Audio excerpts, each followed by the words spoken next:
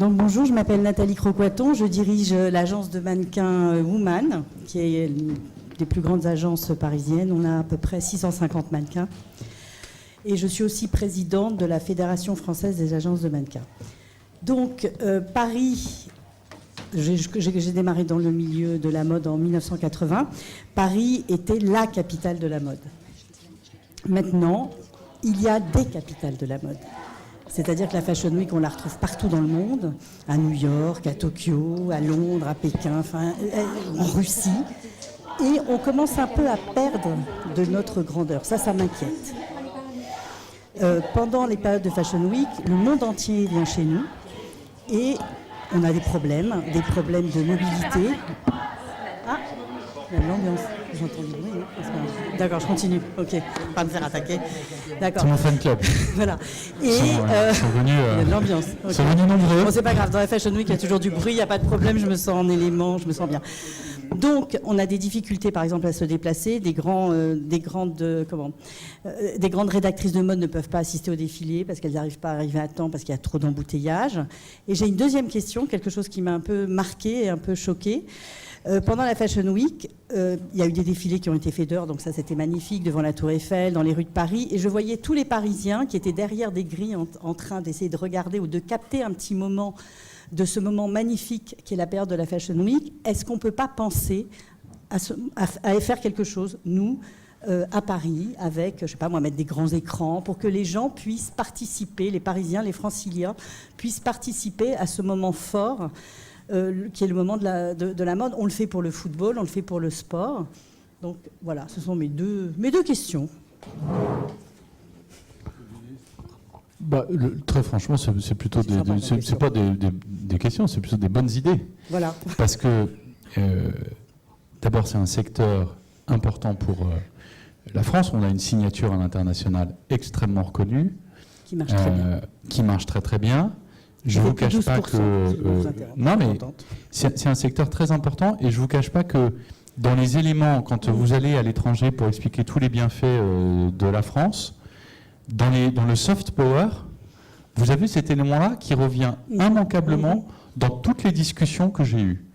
Je me souviens très bien, avec des grands patrons de grandes banques américaines, y compris le patron de la plus grande d'entre elles, la première question qu'il m'a posée, c'est est-ce qu'il y a des écoles internationales à Paris pour les enfants de nos salariés? Ça, c'est point 1. Point 2, est-ce qu'on peut se déplacer facilement et est-ce que le coût du logement n'est pas trop élevé? Et point 3, vous savez, pour nous, Paris, c'est l'image de la culture, de la mode, de la gastronomie. Et c'est vrai que quand on était du coup en concurrence avec Francfort, là j'avais un petit sourire parce que j'étais moins compétitif sur les social charges cap à 18 points. Mais en revanche, j'étais un peu plus compétitif sur le côté qualité de la vie, culture française, exception culturelle, etc. Et donc c'est vrai que cet élément-là, il fait partie de la marque France, de la marque Paris, plus attractive. Et il y a un élément, alors ce que vous dites, moi qu'on puisse ouvrir les événements, c'est vrai parfois un peu confidentiel de la Fashion Week, disons les choses. Il y a eu quelques événements là, cette année qui se sont faits à l'extérieur, c'était très chouette. Il y a des événements, même les années précédentes, qui se sont faits, notamment en Tuileries, etc. Il y a des choses. C'est vrai que ouvrir alors les lieux parisiens, d'abord, et faire en sorte qu'on puisse partager ça parce que, après tout, ça fait partie de l'identité d'un territoire, c'est une bonne chose. On a aussi des choses qui ont été mises en place avec l'Institut français de la mode. Moi, je sais qu'on a ouvert leur journée de travail à Bercy lorsque j'y étais l'année dernière. Ils ont beaucoup de demandes. C'est un secteur où, par ailleurs, alors certes, on a un savoir-faire français, mais où, de manière assez géniale, on a plein de jeunes créateurs étrangers qui viennent s'installer à Paris. Et ça, il faut qu'on puisse le faire fructifier, il faut qu'on puisse avoir cette dimension-là de création. Tout ce qui concourra d'abord pour gagner les cœurs des Parisiens, ce sera formidable, mais aussi en termes d'ingénierie derrière, et notamment d'ingénierie de projet sur ce type d'événement, que ce soit la Fashion Week. Moi, ce que j'aimerais bien, c'est que la Fashion Week, elle dure 52 semaines et pas simplement... J'adhérerais. Voilà. Merci. Fahim Saïdi, si vous voulez poser votre question, puis ensuite on passera à la salle. Monsieur le ministre, bonjour. Donc, je suis Fahim Saïdi, président de UC Group Holding, un groupe qui fait graviter un écosystème d'entreprises autour de la transformation digitale. Et moi, j'aimerais aussi vous parler d'attractivité de la ville de Paris. Et pour illustrer un petit peu ma question, j'aimerais mettre en avant le classement Forbes 2017 sur les startups friendly, qui classe donc l'attractivité des grandes villes pour les startups. Donc il y a 5 critères. Ces 5 critères sont la qualité de vie, l'accessibilité financière, les avantages sociaux et fiscaux, le niveau de salaire et l'écosystème. Donc aujourd'hui, Paris est 17e de ce classement. Alors la question que j'aimerais vous poser aujourd'hui, c'est que va faire Paris, ou le Grand Paris, qui est en réalité un projet long terme, comment faire pour rendre Paris beaucoup plus attractif sur les années à venir, alors que le besoin des startups est imminent. Il y a une autre ville française devant ou pas ? Non. Par contre, il y a 5 villes allemandes devant. Il y a 5, et on est 17e sur combien ? Je pense qu'il y en a une cinquantaine, mais source à vérifier. Bon, donc ceux qui verront le verre à moitié plein, moi c'est mon cas, on est dans le premier tiers. C'est un bon 17e sur 50, vous n'allez pas, pour une unité, m'enquiquiner, hein, ça fait 3 fois 17, 51, donc on est dans le premier tiers. On est à la fin du premier, on est dernier du premier tiers, donc ce serait bien de monter au moins dans le premier quart dans un horizon raisonnable, et puis ensuite encore un peu. La question que vous posez, elle est multiple, parce qu'il y a évidemment, alors, les questions fiscales, ça ne relève absolument pas pour le coup des autorités municipales parisiennes. Pas du tout. Enfin, celui qui vous racontera ça, il vous raconte n'importe quoi. Là, on est stricto sensu sur des sujets de politique nationale. Il y a des éléments sur lesquels la ville de Paris peut intervenir, mais on est dans des territoires métropolitains, mais à Paris comme ailleurs. Et c'est le cas, c'est ce qui doit interroger, je crois, beaucoup ceux qui portent des politiques territoriales dans des grandes métropoles. Que ce soit à Lyon, c'est pour ça qu'il y est à plein temps. Que ce soit... c'est une boutade. Que ce soit à Bordeaux, à Strasbourg, à Paris, à Lille, ce sont des grandes métropoles où vous avez le coût de la vie qui a augmenté et où vous perdez, au fond, dans ces cœurs de ville, les classes moyennes qui y travaillent. 2 tiers des gens qui viennent à Paris, qui travaillent à Paris, n'y habitent pas. Et donc, pour développer un écosystème de start-up, c'est-à-dire pour faire en sorte qu'à Paris, on puisse y bosser, il faut aussi que la question du foncier est importante. On a 800 000 m² de bureaux vides à Paris, grosso modo, mais manque de peau, c'est de l'haussmannien. Donc c'est-à-dire le pire truc pour des startups. C'est-à-dire que ce sont des passoires thermiques, si on se dit les choses, c'est 20 m² par poste de travail quand on est plutôt sur 10 m². Le coworking et le côté collaboratif et partage du travail dans un appartement haussmannien, c'est pas exactement l'esprit avec lequel ça avait été conçu. Donc on a une offre immobilière et foncière qui n'est pas au niveau. Est-ce que c'est le rôle de la ville de dire je vais reprendre ça ? Celui qui vous dit ça, il vous raconte des histoires.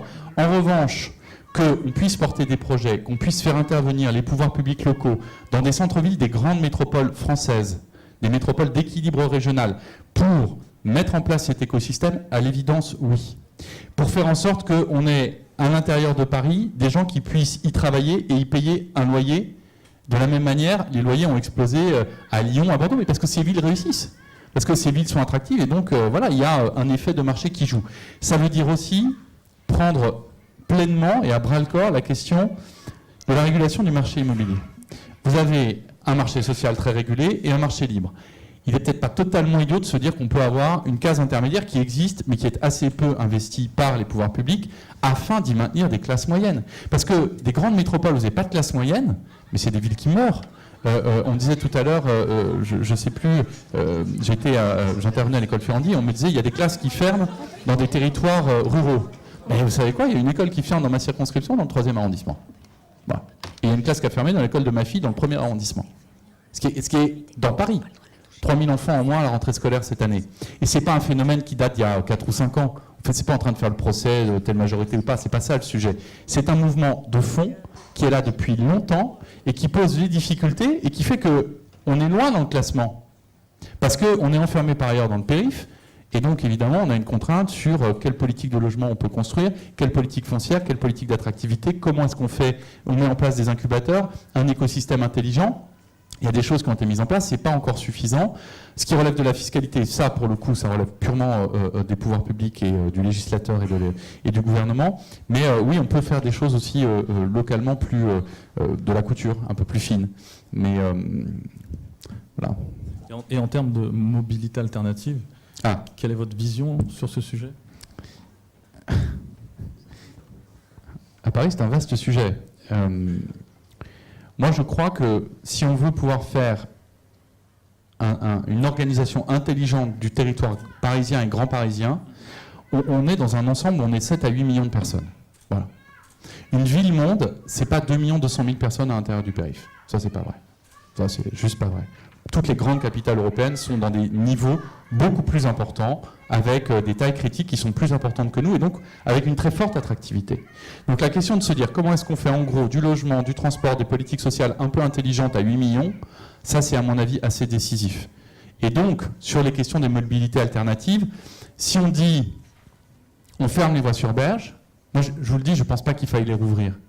Parce que cette année, pendant 1 mois et demi, elles étaient impraticables, elles étaient sous l'eau. Et que ces incidents climatiques, comme on dit avec un peu de pudeur, je crains qu'ils ne se répètent avec un niveau de récurrence pas égal à 1, mais enfin à mon avis c'est tous les ans ou à peu près. Donc organiser des plans de déplacement sur une voirie où vous avez 1 mois et demi de la flotte dessus, bon courage. Hein.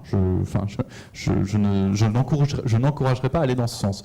En revanche, quand vous organisez différemment les circulations, vous êtes obligé de tenir compte d'une chose, c'est que vous devez proposer une alternative en transport public. C'est les parkings relais. Quand vous mettez un parking relais, il faut qu'il y ait un bus toutes les 3 minutes. Si vous devez attendre un quart d'heure, vous ne le prenez pas, vous ne le faites pas. Parce que le quart d'heure le matin, il coûte tellement cher. Enfin, moi, je veux dire, le quart d'heure de sommeil, il coûte très très cher. Le quart d'heure le matin, c'est les enfants qu'on dépose à l'école. Voilà, donc vous ne perdez pas ce quart d'heure. Donc il faut, en termes d'infrastructure de transport public, avoir une offre beaucoup plus ambitieuse. Sinon, ça ne peut pas fonctionner. Ça ne peut pas fonctionner. Et il vaut mieux investir sur le réseau que de faire la gratuité. Si je vous prends un exemple. Je préfère qu'on mette de l'argent sur le réseau et qu'on sache que c'est là-dessus qu'on investit, sur le cadencement, sur des voies dédiées, etc. Et ça se fait dans des grandes métropoles. Et c'est là-dessus qu'on doit réfléchir avec, évidemment, les exécutifs municipaux dans les grandes métropoles, mais on peut les accompagner. Là, l'État a son rôle à jouer. Ce qu'on va investir, et Bruno Le Maire y a consacré des annonces il y a quelques semaines sur la voiture autonome, ça, c'est un truc intéressant pour des grandes métropoles. Que ce soit à Bordeaux, à Paris, à Nantes, là, on a des choses intelligentes à tester qui peuvent permettre de développer de la mobilité alternative et puis eh bien, par ailleurs être pas mauvais pour l'environnement qui semble tenir à cœur à nos amis un peu vocaux à l'extérieur. Merci Monsieur le Ministre. Merci beaucoup. Merci beaucoup. On va prendre quelques questions de la salle sur le sujet de Paris et du Grand Paris, de l'attractivité et de la comparaison avec d'autres métropoles mondiales. Oui, là-bas, je vois une question au fond de la salle. Si vous voulez bien vous présenter, monsieur. Merci, je ne vais pas parler de 1, 2, 3 degrés, je les laisse le faire dehors. Monsieur le ministre, bonsoir. On s'est déjà connus dans une vie antérieure. Moi, je travaille pour Amerson. Je connais bien Primark aussi, on les aime bien. Alors, dans la séquence précédente, je vous aurais interrogé sur quelle politique mettre en œuvre pour promouvoir le produire en France. Parce que même si on aime bien Primark, c'est bien dans les centres commerciaux, dans les espaces commerciaux, dans les centres-villes, de permettre aux producteurs français de vendre leurs produits et de redonner le goût des Français de les acheter. Mais sur cette séquence-là, j'ai une question un peu plus délicate.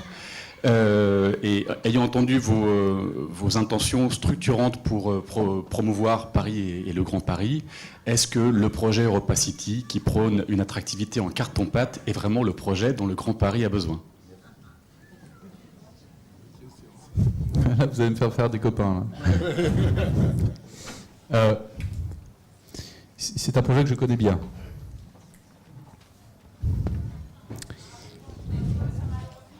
Moi, je ne crois pas. Je ne crois pas. Là, je m'exprime à titre personnel. Pas comme porte-parole du gouvernement, parce que c'est un sujet que je connais, que j'ai connu auparavant. Je ne crois pas au business model global du projet. Je ne sais pas s'il a évolué, je n'ai pas regardé depuis maintenant un peu plus de 2 ans, mais dans la construction qui était celle de ce projet il y a 2 ans, c'était de mémoire 500 boutiques, c'était plus d'1 million de mètres carrés de bureaux, 1 million de mètres carrés de bureaux, hein, dans le triangle de Gonesse. C'était beaucoup d'artificialisation des sols. Je considère qu'on n'est pas totalement dans l'ère du temps et dans, au fond, le sens de l'histoire. avec ce type de projet. Avec par ailleurs de mémoire une clientèle très captive, puisqu'il y avait un investisseur chinois, si mes souvenirs sont exacts, dans la personnalité du groupe Vanda, et où il y avait, dans les 500 boutiques qui étaient prévues, une destination commerciale très marquée pour, en gros, des touristes chinois qu'on amenait à Roissy, qu'on emmenait dans le triangle de Gonesse et qu'on faisait repartir sans même presque qu'ils soient passés par Paris. Ça n'est pas le modèle de développement commercial, touristique, dont je pense que la France est une absolue nécessité dans les années et dans les décennies qui viennent, si vous voulez. Voilà, mon sentiment très personnel. Le triangle de Gonesse, c'est un espèce de triangle des Bermudes depuis 40 ans. On n'a jamais réussi à en faire quelque chose, alors que c'est un territoire très important pour l'Île-de-France. On n'a jamais réussi à en faire un lieu qui permet de faire de la couture entre des territoires qui s'ignorent ou qui se tournent le dos, alors qu'ils ont des problématiques très communes. Donc c'est vrai que quand il y a eu ce projet qui a émergé, évidemment, vous allez voir des élus, vous leur dites on va mettre 3,5 milliards sur la table, créer 35 000 emplois. Bon, vous avez quelques arguments à faire valoir. Derrière, moi, je suis assez sceptique, donc voilà, en tout cas, ça c'est ma position très personnelle. J'ai eu l'occasion de le faire savoir aux autorités compétentes, notamment à la région Île-de-France.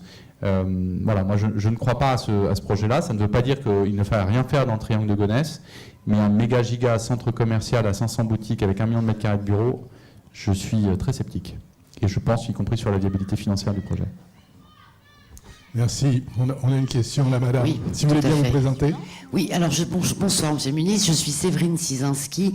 Je suis directrice générale Gap France et Italie, marque de vêtements américains. Nous sommes présents à Paris depuis une vingtaine d'années.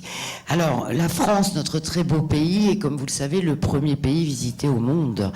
Et nos chers visiteurs, en effet, apprécient notre gastronomie, nos shoppings et nos monuments. En revanche, nous ne sommes pas le premier pays dans lequel ils dépensent le plus d'argent. Nous avons, je crois, les États-Unis et autres belles destinations qui nous passent devant. Sur Paris, qui reste la première ville visitée au monde, mais qui parfois se bat avec New York ou avec Londres, plus particulièrement, j'aimerais connaître quels sont les chantiers en cours pour que Paris, la France, conserve cette attractivité et sa place numéro 1 mondiale. Alors il y en a pas mal. Bon, il y en a un déjà, c'est faire que la gare du Nord soit moins moche. Et franchement, on va y arriver. Parce que quand vous débarquez de Saint-Pancrace, l'accueil gare du Nord, bon, il y a mieux.